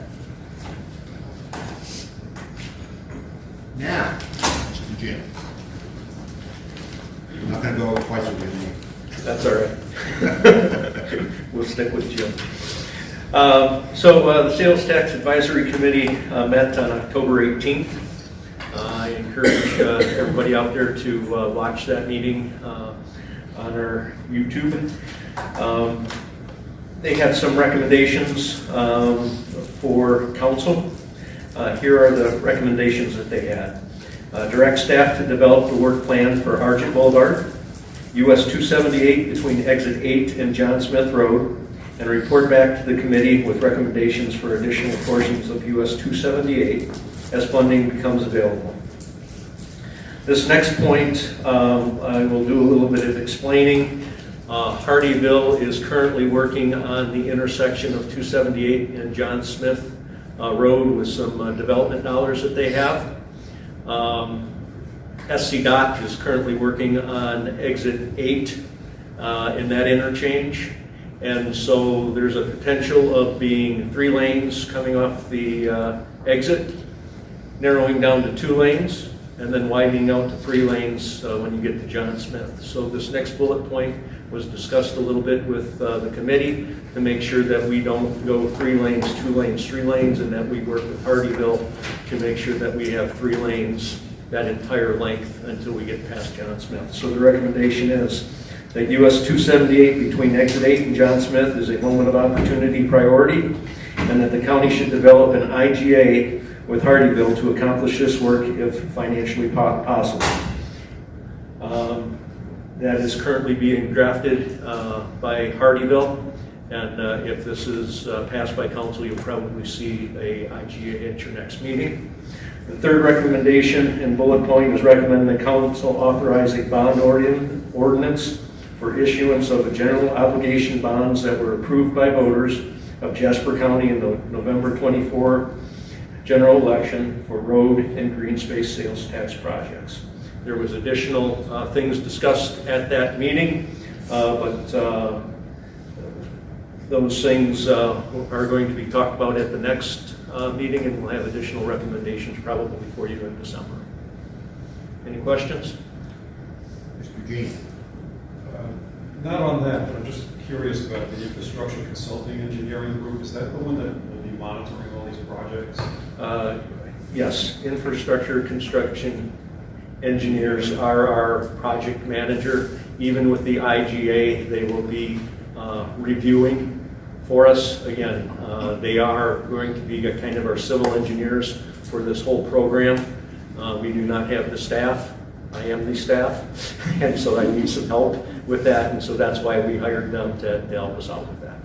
Because I'm particularly concerned about Argent Boulevard, and they put that, there was a bridge that was put on 2 sides of Sun City, and it got approval.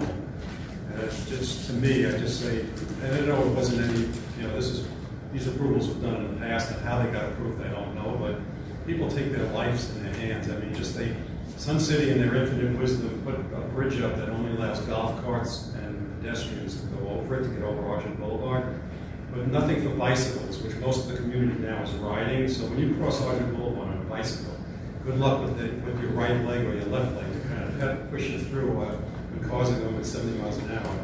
But I just don't understand how these projects get approved, and you know, it's not, Sun City will do whatever they want to do, but if it doesn't get approved, it's kind of, you know, it's out of the picture if they don't get that. But it's just very surprising to me that you know, not only would a traffic light be needed at that location to cross over both sides, but that bridge was just kind of just a makeshift to give people an opportunity to cross the bridge without the safety of bicyclists and on. So I don't know, do you have any background on that, or how that would get is that a Hardyville approval that gets those bridges done, or you have any knowledge about that? I was not around when those things were done. It was a Hardyville approval and DOT. DOT was the one that limited that. DOT would, from what I understand, wouldn't close Argent Boulevard long enough for them to put a bigger bridge in. So it's a quick fix then, I guess. Okay, thank you. Yeah. Mr. Orzillo? Mr. Mangies? No, it sounds like we're going to get a lot of info on the next meeting, right? Yes.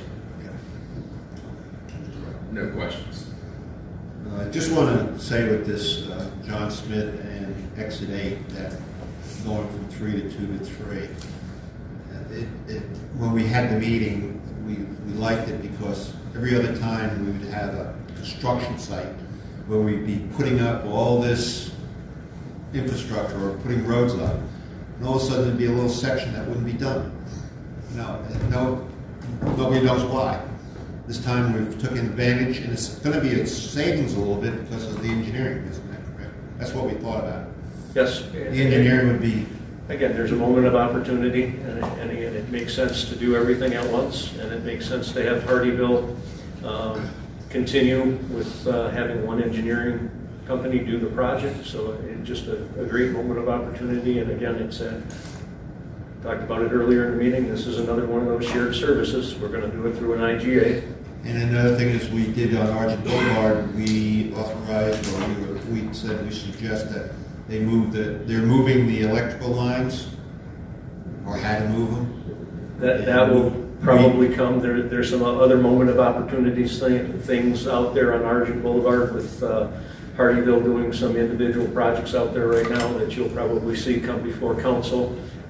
Again, trying to share services and spend the dollar once rather than twice. Right. So we're planning ahead, so when we do Argent Boulevard, we've already done some of the infrastructure.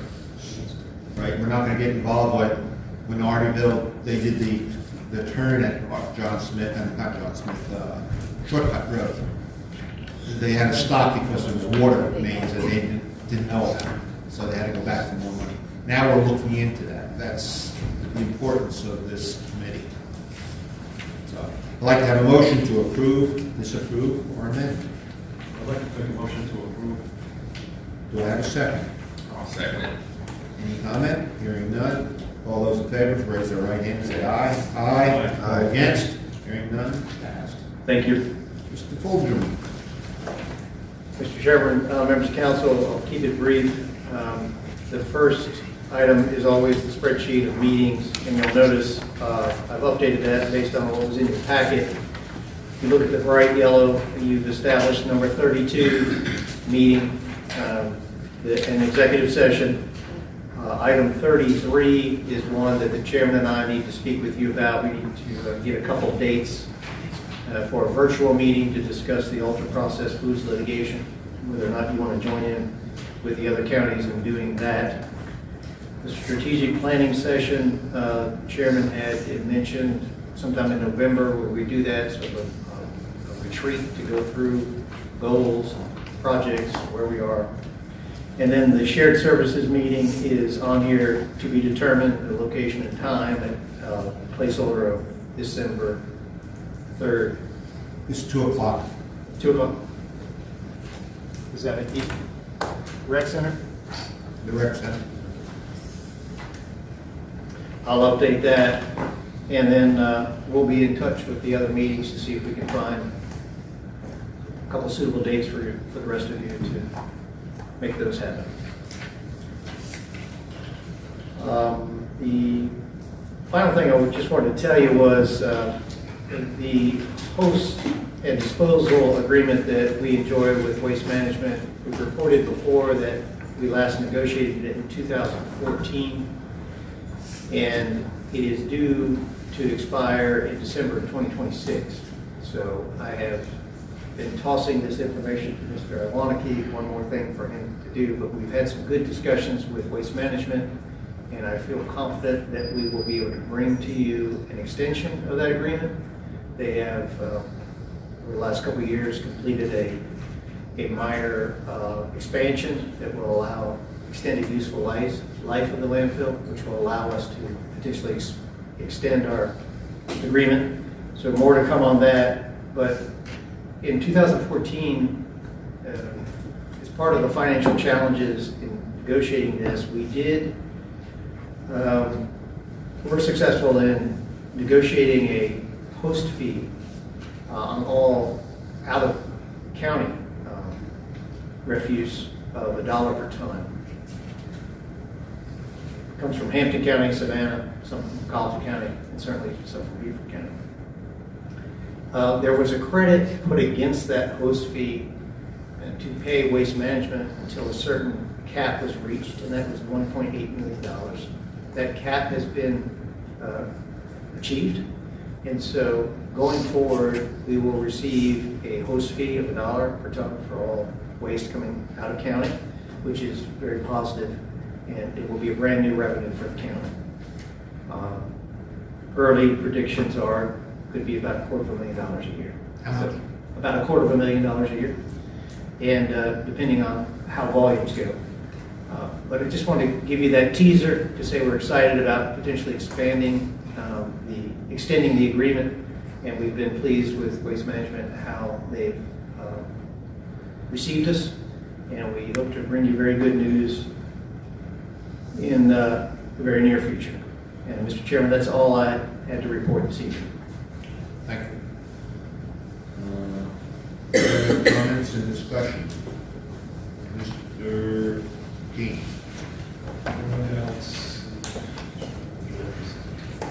I just want to thank Jim Montague and Andy for the present. You gave a great presentation, Andy. You answered a lot of questions. You can get up and kind of field a lot of different questions that I appreciate. And I see you come forward with good explanations.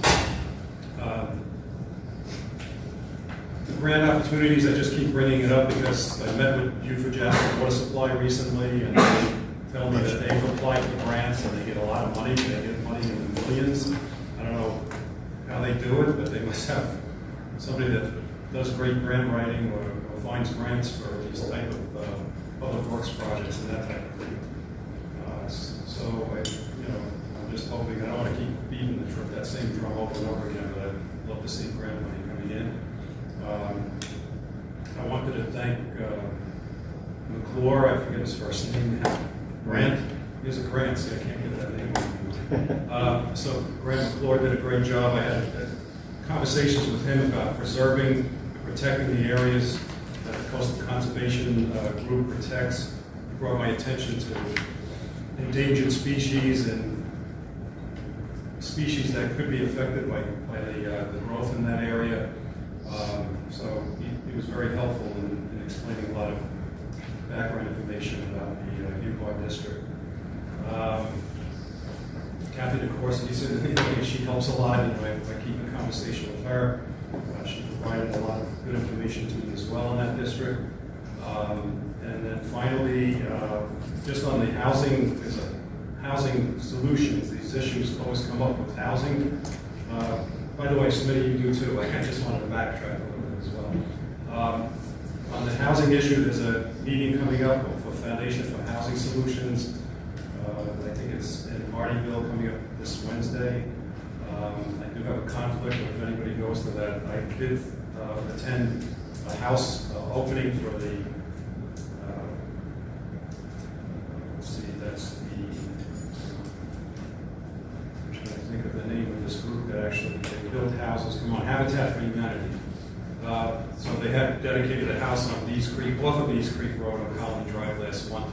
It was a very emotional type of dedication where they got the owners of the home come in and they present the home, the ribbon cutting, and everything else. It's a great group that they put together housing that's affordable for people. So it's one part of the solution with affordable housing. So with that, that's the end of my comments. Mr. Orzillo. Yes, sir. Mr. Van Giesen.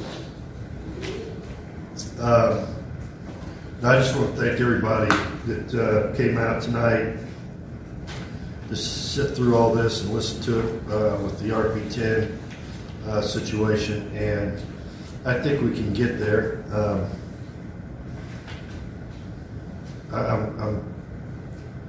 I think I'll be surprised, and pleasantly surprised, I should say, in December. I think it'll be a good thing, and I think we can work something out that'll be good for everybody. So I want to say that, and thank you, John, for recognizing and proclaiming a Veterans Appreciation Day in Jasper County. I just want to thank you for that. And that's it for me. Mr. Rowe. All right. I first apologize that I had to leave out early. Had to go back into work, but I'm back. Again, my apologies. Sometimes things do happen, but we did have a great town hall meeting in Gillisonville a week or so ago with some of our elected officials. Councilman Van Giesen was there with me. Good Q&A. I think we were there about 2.5 hours. Good community turnout. There was definitely some good questions there, and it was a great thing to see people come out for that. The other thing is I'm happy that the folks did come out. I missed that portion of the meeting tonight with RP10, but it's definitely an important topic that we have to get resolved for the future. And again, I'll have to go back and look at it, kind of catch the cliff notes of what I missed tonight. But hopefully we can get some resolution on that and get that moving forward. And then lastly, my phone has really blown up this week. Started off with RP10 at the beginning of the week, but taxes, for property taxes. I've had a lot of people reach out to me, a lot of people questioning their tax bills. What is the easiest solution that we can forward them to, or do we have something where we can give them some assistance? Andy, what would be the best way? Because there's a lot of folks with a lot of questions. Their taxes have doubled. Their things are different. They're not the right whatever. They're vastly different from last year. I don't know about vastly different. I know that there may be some errors or so forth, and there's always a way to do that. There's on your bill, you can see how to appeal or question those. But the majority of taxpayers are going to see a net increase, and that is because of the decrease in the local option sales tax credit. Okay. I gave Ms. Burgess my tax bill this morning and asked her to take a look at it, and it's about $150 greater. Right? $158 greater, and that's because of the two credits. I live in the city credit was reduced, and so was the county's credit. And that basically can only be explained that you are growing faster than you are spending in sales tax. And so the credit is being spread among more people, but the volume of spending is not increasing at the same level. So although you have done a good job at reducing the millage rate, actually, and so has the city, to keep up with that, have a net reduction would be quite dramatic. And so I guess my answer is to, suggestion is to continue to spend money in Jasper County, right? Hope for the buckies. The more spending that happens, the greater the credit, which provides a tremendous tax relief to taxpayers. And that's all I have, Mr. Chairman. Just to add on that, some of them, I saw that too, and I looked them up. And some of those people that were complaining were really rude. So what's happening was they originally had a millage increase this year. So they have to, I think you said that, whichever municipality. So that was it. And if you do, you can go, if you Google it,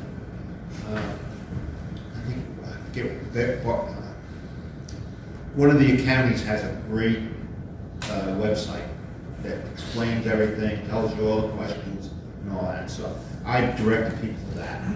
I'll get it to you tomorrow on that. I had lunch with Beaufort County. I had a meeting with Coosawhatchee Community Center about that. Very good people. I think we had the workshop. They realize now that we do mean business, that we may be a long haul, but we're thinking about it. I was at this morning I was at the school board update.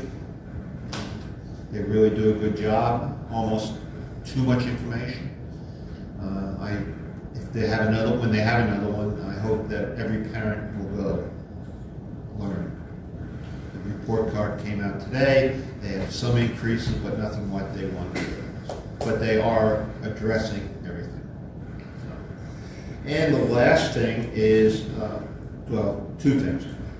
Legal Volunteers will be holding an event at the courthouse on November 5th between 10 a.m. and 2 p.m. They're going to be holding a meeting about wills and power of attorney, health power of attorneys for people that are there. I am a proponent of this because I really work on heirs property all the time. Heirs property would really be not as big a problem as it is if people would have one will. Just one will. And it just seems to be a cultural thing in Jasper County that people don't want bills. They're willing to spend $5,000, $10,000 to get their land back, but for $50 or even free for a will. It's ridiculous. I'm sorry, it's ridiculous. So anytime I go out and I talk and I see this, I don't hold back. If you want your land, get a will, period. That's it. So, anyway, the last thing is the county retreat. I thought we had a session on the ultra-processed foods. We thought did that last week. You had, Mr. Chairman, you had talked about it a couple of times, I think, in executive session. Supposed to be Requires more information. Zoom. It was supposed to be a Zoom meeting. Yes, I thought sir. we did that. No, we're prepared to have that Zoom meeting for you. We just need a couple dates, and I'll send it to the attorneys and get them locked in. And the retreat. I've sent out 2 messages, and I've gotten myself and Jean back. Can we give some kind of dates, please? I think I talked to everyone and said, next meeting, next meeting, next meeting. Well, it's 11, 20, 21, and 24 is mine, between Jean and myself. What is those days? 11, 20, 21, and 24. That's what I have right now. What time? That was all It'll be all day. Thanksgiving is when? 27th. Hold on a second. Well, Is that what you're I saying? get as soon as, I stay away from that, because some people have, Right. and so the 20th or something. Is that what you said, 20th? You want to do it on Thursday or Friday? Doesn't matter to me. I'm free any day. Thursday, but maybe. The I 21st. do that on the 20th. I can rearrange my schedule maybe 20th. 20th?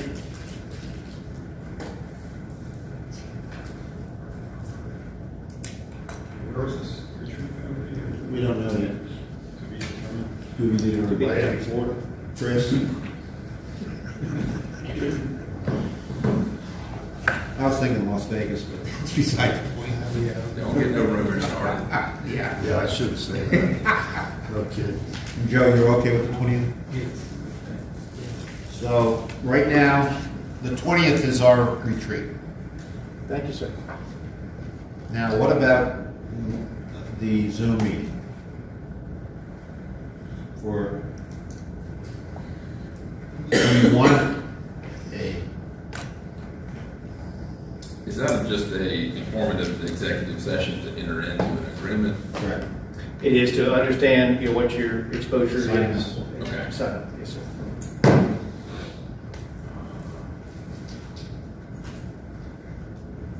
If it's virtual, I can pick a day and tell me a time. Typically afternoons work better for me. Let me see.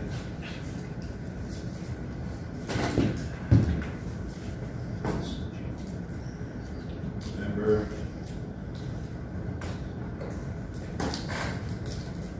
How about 6 in the afternoon? November 6th in the afternoon?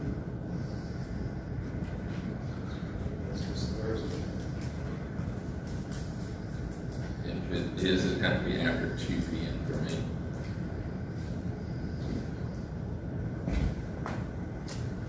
November 6th, 3 p.m.? Excuse me? Does November the 6th at 3 p.m. work for everyone? Is that okay? It's fine with me. It's my 43rd wedding anniversary. Oh, no, we can't have that. We better go back. No, 3 o'clock's okay, as long as it ain't later than that. What are we anticipating, half hour? I think half hour, 45 minutes tops. Yes, sir. Okay. So it's 11/6 at 3 o'clock. Can you go over, what is this discussion about again? It's about litigation, similar to the tobacco legislation and the opioid litigation. This is ultra-processed foods.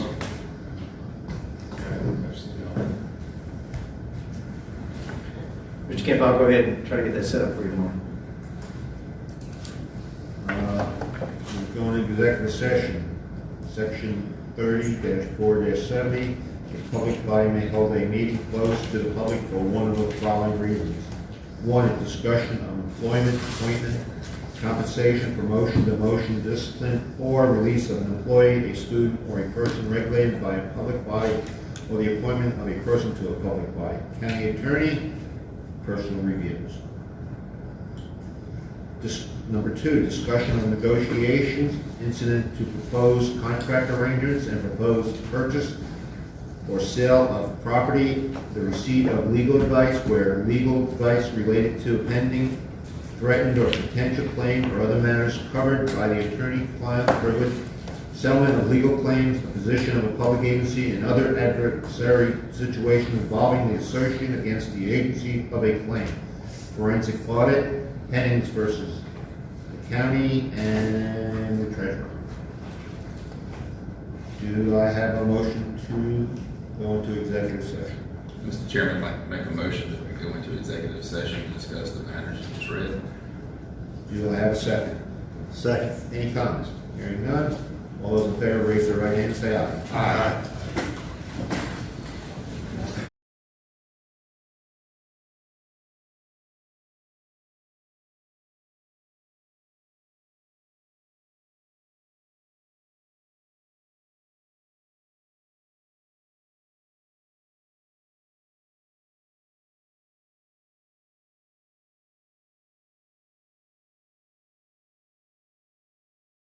I'd like to have a motion to come out of executive session. I'll make a motion to come out of executive session. Do I have a second? Second. All those in favor, raise their right hand and say aye. Aye. I'd like to have a motion to adjourn. Make a motion to adjourn. Second? Second. All those in favor, say aye, raise your right hand. Aye.